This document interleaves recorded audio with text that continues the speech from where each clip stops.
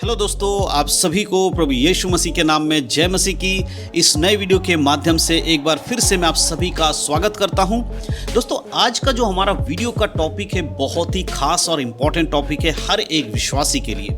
अक्सर बहुत सारे हमारे मसीह भाई बहन लोग हमारे पास कमेंट भेजते हैं, हमारे वीडियो को देखते हैं और हमें सवाल लिखकर भेजते हैं। बहुत बार मेरे पास एक सवाल आता है, लोग मुझसे पूछते हैं कि ब्रदर, जो लोग यीशु मसीह पे विश्वास करते हैं वो मांस क्यों खाते हैं। यानी कि उनका सवाल ये होता है कि बाइबल के अनुसार मांस मछली खाना पाप क्यों नहीं है। जी हाँ दोस्तों, हमारे बहुत सारे ऐसे मसीह भाई बहन लोग हैं जो नए नए विश्वास में आए हैं, जिन्होंने अभी अभी यीशु मसीह को ग्रहण किया है। उन सबके मन में एक सवाल रहता है कि यीशु मसीह पे विश्वास करने वाले लोग मांस मछली क्यों खाते हैं, क्योंकि उनको लगता है कि मांस मछली खाना पाप है।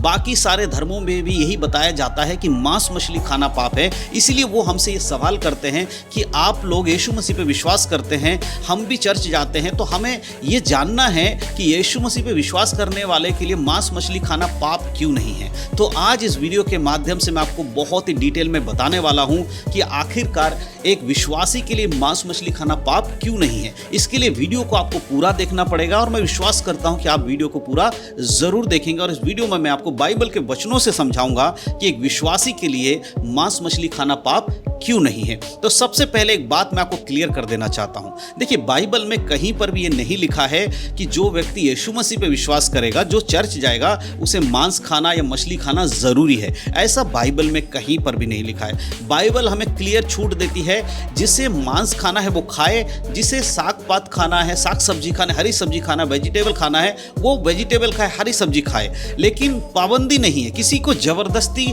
मांस मछली खाने के बारे में बाइबल नहीं कहती है। लेकिन बहुत बार ऐसा होता है, बहुत सारे लोग गलत फहमियों को फैला देते हैं, बहुत सारे गलत बातों को फैला देते हैं कि आप अगर चर्च जाओगे, यीशु मसीह पे विश्वास करोगे तो आपको मांस खिला दिया जाएगा या मांस खाने के लिए आपको फोर्स किया जाएगा।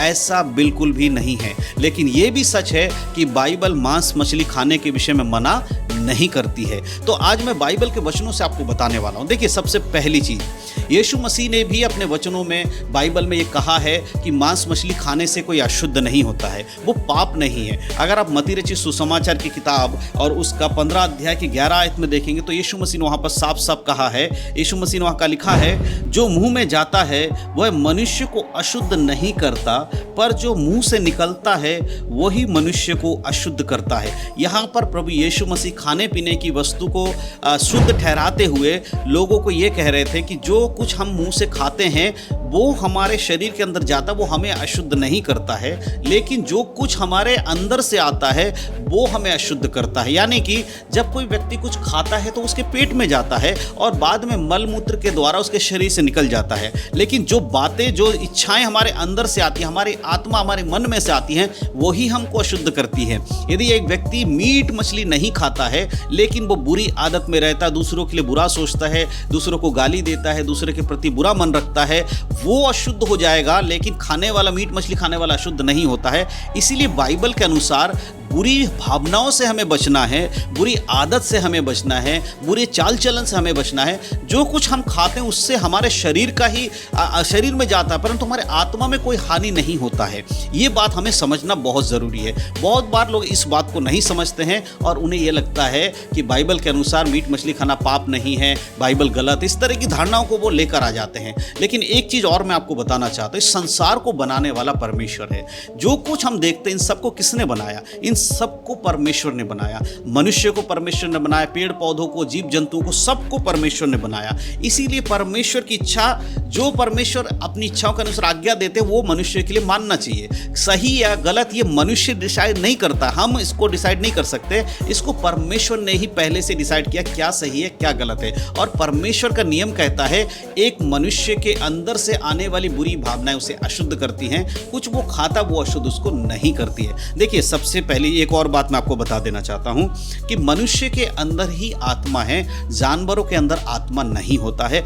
यह आपको समझना होगा। बाइबल के अनुसार मनुष्य के अंदर ही परमेश्वर ने अपनी आत्मा को डाला। बाइबल बताती है, जब परमेश्वर ने आदम को बनाया तो परमेश्वर ने अपने नाक से, उसके नाक को लगाकर अपने नथुनों से उसके अंदर श्वास फूका, जिससे कि आदम जीवित प्राणी बन गया। यानी कि मूर्ति, एक पुतला था मट्टी का, उसके बाद उसके अंदर प्राण आ गया, आत्मा आ गई। तो मनुष्य के अंदर परमेश्वर ने अपनी आत्मा को डाला, लेकिन जब जानवरों को परमेश्वर ने बनाया उनको बोलकर बनाया कि तुम पैदा हो जाओ या बन जाओ, और वो बन गए, इसलिए उनमें परमेश्वर की आत्मा नहीं है। तब कोई अगर जानवर मरता है तो उसकी आत्मा नहीं निकल रही है, उसका शरीर मरने के बाद सब कुछ खत्म हो जाता है, न्याय नहीं होगा उसका।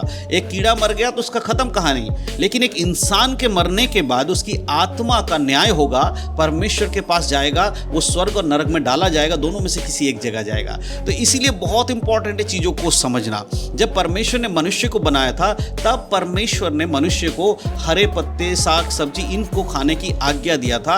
अगर हम बाइबल में उत्पत्ति की किताब उसका 1 अध्याय के अगर हम 29 आयत को पढ़ते हैं तो वहां पर परमेश्वर ने आदम और हवा को जब बनाया, मनुष्य को बनाया, तो परमेश्वर को क्या आज्ञा दिया? परमेश्वर ने कहा, फिर परमेश्वर ने कहा, सुनो, जितने बीज वाले छोटे छोटे पेड़ सारी पृथ्वी के ऊपर हैं उन, और जितने वृक्ष में बीज वाले फल होते हैं वे सब मैंने तुमको दिया है, वे तुम्हारे भोजन के लिए है।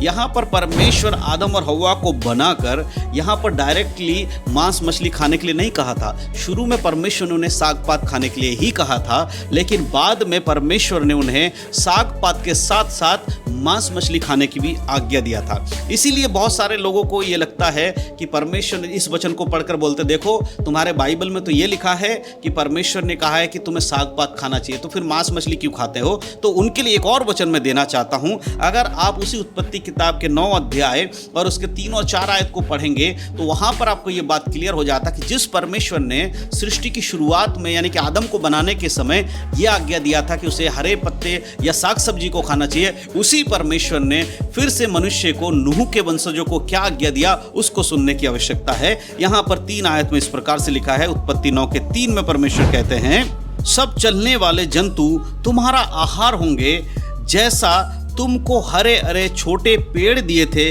वैसे ही अब सब कुछ तुम्हें देता हूं। यहां पर परमेश्वर इस बात को दर्शाते हुए कहते हैं कि जैसे तुम्हें पहले मैंने छोटे छोटे पेड़ पौधे और उनके बीज, फल वाले बीजों को खाने की आज्ञा दिया था, लेकिन अब से हर चलने वाले जंतु को खाने की आज्ञा मैं तुम्हें दे रहा हूं। अब मांस खा सकते हो तुम। लेकिन यहां पर परमेश्वर 4 आयत में एक और बात कहते हैं, उसको ध्यान से सुनना। 4 आयत में परमेश्वर कहते हैं, पर मांस को प्राण सहित अर्थात लहू समेत ना खाना। यहाँ पर परमेश्वर लहू में प्राण जो मनुष्य को मारकर खाने के विषय में केवल मना कर रहा है। परमेश्वर कहता जो मनुष्य है उसको तुम्हें मारकर नहीं खाना, क्योंकि मनुष्य के अंदर परमेश्वर की आत्मा है। इसीलिए एक मनुष्य दूसरे मनुष्य को नहीं खा सकता, बाकी तमाम जानवरों को मारकर वो खा सकता जो उसे खाना है।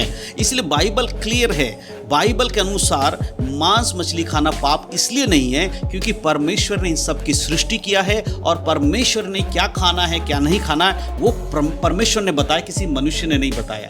और जिन मनुष्य को ये लगता है कि ये खाना पाप है या वो है, तो वो सही चीज़ों को नहीं जान पाते हैं कि परमेश्वर की इच्छा क्या है। बाइबल के अनुसार चलने वाले लोगों को हमेशा याद रखना चाहिए कि हमें बाइबल को फॉलो करना है और बाइबल हमारा परमेश्वर का वचन है। परमेश्वर ने हमें आज्ञा दिया है कि हम मांस मछली खा सकते हैं। लेकिन यहाँ वो शुरू वाली बात मैं फिर से क्लियर करना चाहता हूँ, किसी को कोई ज़बरदस्ती नहीं है। जो चाहे वो मांस मछली खाए, जो नहीं खाना चाहता उसके संग कोई भी ज़बरदस्ती नहीं करनी है। अगर एक कलीसिया में एक व्यक्ति मांस मछली खाता है और दूसरा व्यक्ति मांस मछली नहीं खाता है तो उस भाई को या उस बहन को ज़बरदस्ती मांस मछली देना ये गलत बात है, ये बाइबल के अकॉर्डिंग सही नहीं है। इसीलिए परमेश्वर के वचन को फॉलो करें, जिसे खाना है वो खाए, जिसे नहीं खाना है वो ना खाए। तो बाइबल के अनुसार मांस मछली खाना इसलिए पाप नहीं है क्योंकि परमेश्वर की आज्ञा ही है, तुम खाओ या मत खाओ, प्रभु ने दिया है इसीलिए हमें खाना चाहिए। इसलिए बाइबल के अनुसार ये गलत बात नहीं है। तो मैं विश्वास करता हूँ इस वीडियो के माध्यम से दी गई जानकारी आपको समझ में आया है। अगर आप समझ पाए तो ज़रूर अपने मसीह भाई बहनों को शेयर करिएगा,